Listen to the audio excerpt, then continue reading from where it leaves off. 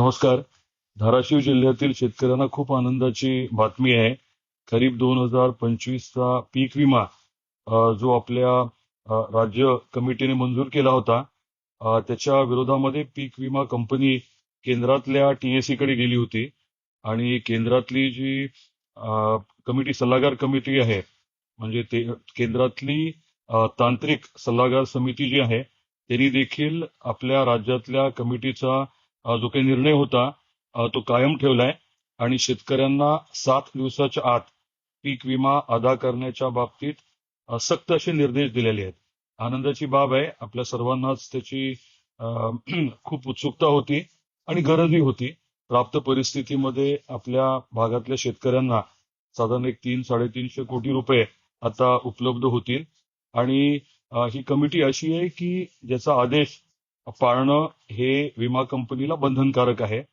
आपल्या खात्यावरती पैसे जमा होईपर्यंत पूर्ण आमचा पाठपुरावा राहील आणि याच्याच बरोबरीने जे काही तांत्रिक उत्पादन आहे त्याच्या बाबतीतले काही विषय आहेत, त्याची बैठक आजच आपले कृषी मंत्री बन्नेमामांबरोबर घ्यायचं ठरवलेलं आहे. ती बैठकही आज होतीये.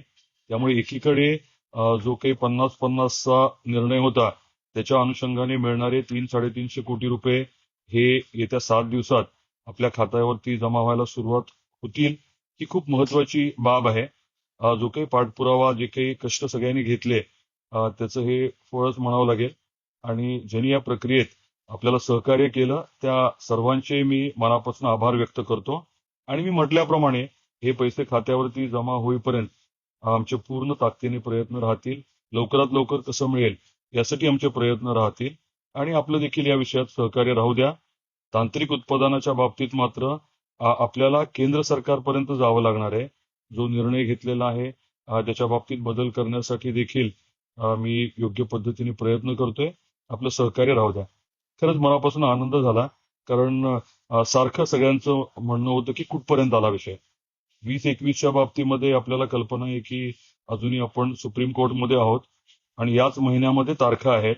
सुप्रीम कोर्टमध्ये आपल्या 20 आणि 21चा लढा जो आहे तो चालू आहे. तिथे देखील पूर्ण लक्ष आहे आणि पूर्ण ताकदीने आपण तिथे काम करतोय.